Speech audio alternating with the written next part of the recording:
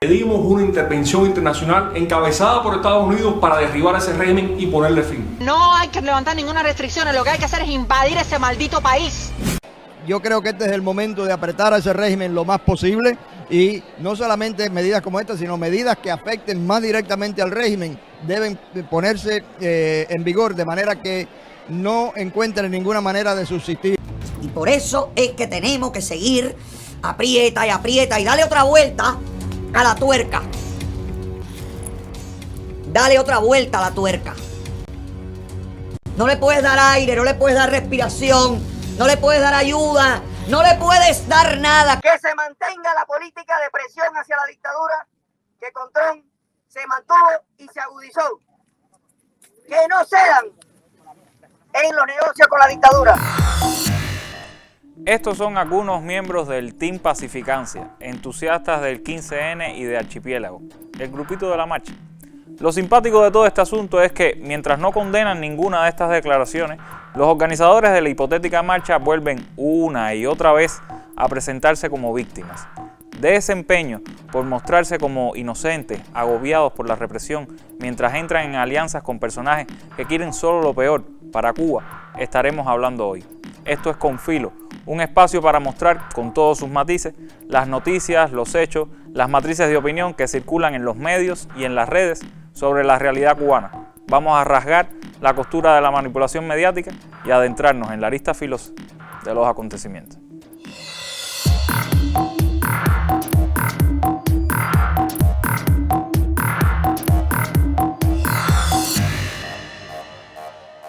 Luego de la revelación en el noticiero estelar del agente Fernando sobre los verdaderos propósitos del activismo de Archipiélago, muchas agencias y sitios alrededor del mundo se hicieron eco de la noticia.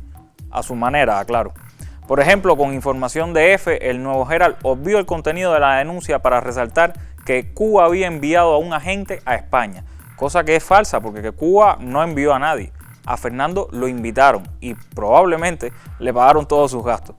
Este tipo de manipulaciones son cosa común, pero en lo que se refiere a nuestros pacíficos marchistas, se le agrega un alto componente emocional.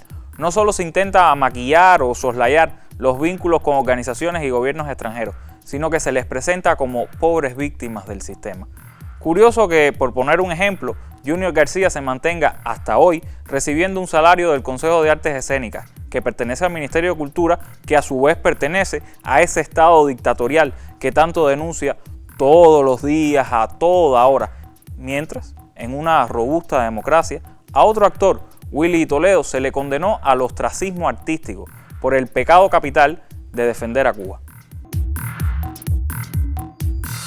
Bueno, pues el veto profesional se materializa fundamentalmente en la televisión y en el cine. Hace ya muchos años que el gobierno de Aznar salió una ley, la ley del cine, que obligaba a los medios de comunicación privados a invertir un porcentaje de sus beneficios en cine. Esto que suponía lo que ya muchos advertimos, que era poner en manos o dejar en manos de básicamente Antena 3, Telecinco y Televisión Española y de sus reducidísimos comités, dejar en sus manos la totalidad, práctica totalidad del cine español, porque en este momento, si tú no tienes detrás a Telecinco, Antena 3 o a Televisión Española, es prácticamente imposible sacar adelante una película. Entonces el veto se materializa en que los comités y los comités que deciden en estos canales de televisión qué películas se hacen, no solo qué películas se hacen, sino quiénes trabajan en esas películas, pasando muy por encima siempre de la voluntad de los directores, de los productores, de los guionistas, etcétera, etcétera, a no ser que seas Pedro Almodóvar o un superdirector de este calibre al que nadie va a venir a toserle, pero el 99% de los directores, productores de este país están supeditados a los caprichos de quienes mandan en esas tres canales de televisión. Entonces el veto se traduce en que desde el año 2010-2011, pues yo he hecho una película remunerada en este país, precisamente con Pedro Almodóvar, y un cameo en una película de Fernando Trueba. Eso, el año anterior y los años anteriores al año 2010, a mí se me ofrecían, yo qué sé, 10, 8, 10, 12, 14, 15 películas al año y 5 o 6 series de televisión al año fácil. pues desde aquel momento todo eso terminó, hasta el día de hoy. Si desean conocer más sobre los muchos vínculos que aún mantiene el dramaturgo cubano con instituciones de la cruel dictadura, les recomendamos la lectura del texto Performance, Teatro y Realidad en Junior García, publicado por La Jiribilla. Pero no solo la vamos a coger con el muchacho. De otra de las protagonistas de esta obra nos habla Gabriela Fernández, en La Mira. La Fundación Nacional Cubanoamericana continúa organizando y dando orientaciones a los de la marchita. Ahora les enseñan desde sus redes sociales sobre los líderes horizontales. Saily González es una de esas líderes horizontales que recomienda la Fundación y discípula confesa de Omar López Montenegro, supuesto director de derechos humanos de la organización terrorista, pero que en realidad es especialista en golpes blandos. En un tuit, Saily nos deja algunas de sus más sinceras preocupaciones.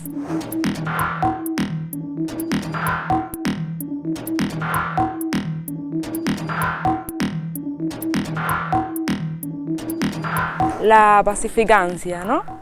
La razón de las preocupaciones de Saily se deben naturalmente a las experiencias previas con agentes que se quemaron denunciando a un terrorista que murió en libertad mientras ellos cumplían condena. Al parecer, la Fundación no puede o no le interesa hacer mucho cuando los derechos de los cubanos se vulneran en territorio estadounidense. El rechazo de este pueblo nunca va a ser para quienes lo defienden. Tendrían que revisarse los que lo sienten en carne propia. Pero ese supuesto repudio que le hizo el pueblo a Fernando es, si cabe, todavía más cruel que el que afectó gravemente a Junior, Saily y compañía. Y con este video me despido.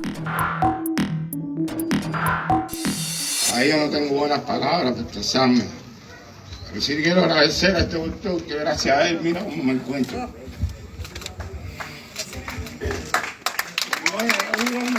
Amigo, aquí no tengo, gracias a él, aquí estoy. Estaba todo enfermo hoy, gracias a él, mira cómo estoy ya recuperado. Y no quería pasar por alto y decirlo también aquí.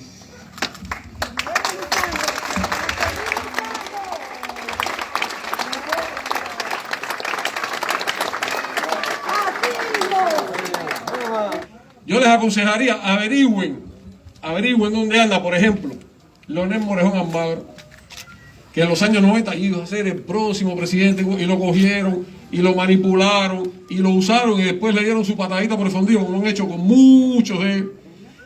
Y la última vez que supe de él, estaba trabajando 2 turnos en una fábrica de automóviles por allá por Chicago, el pobre, todo flaco, sin tiempo para hacer política, en que ellos le metieron en su cabeza y lo embarcaron diciéndole que iba a ser el próximo presidente de Cuba. Y así ha pasado con estos otros personajes que se llenaron la boca, se les fue el avión, pararse en las redes sociales a decir: y yo los exhorto a que si tienen pruebas que yo no soy independiente, que si tienen pruebas que yo tengo que ver con alguna organización extranjera. Mira aquí las pruebas. No contaban con el agente Fernando. No querían las pruebas, aquí están las pruebas. Y hay más.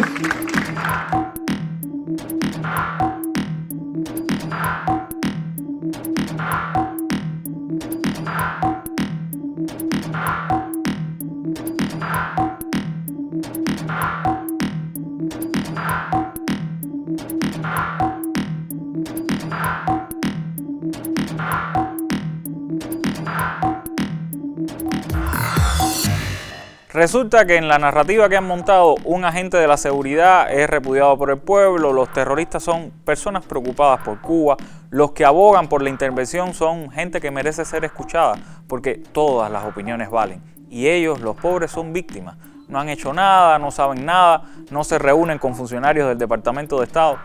Por suerte, todavía quedan voces dentro y fuera de nuestro país que llaman a la cordura y a la objetividad, como la de este puertorriqueño, que nos recuerda que al imperialismo ni tantico así. Hoy se conmemora los 127 aniversarios de la invasión estadounidense en Puerto Rico. Puerto Rico hoy por hoy es una nación dividida, invadida y desplazada. Consejo que te doy a ti, hermano cubano, es que no pidas ese error craso que entren o invadan a su nación, por más problemas que ustedes tengan. Ellos no les van a resolver un carajo. lo que les manda es reducir a la miseria y hacer hasta lo imposible para que ustedes desaparezcan como nación, como nos han hecho a nosotros. Andense en despierto, abúsense, no se dejen coger por lo que ustedes saben que no son. Tenemos que confesar que en este programa no tenemos ni vocación de mártires ni somos dados al victimismo o a la simulación.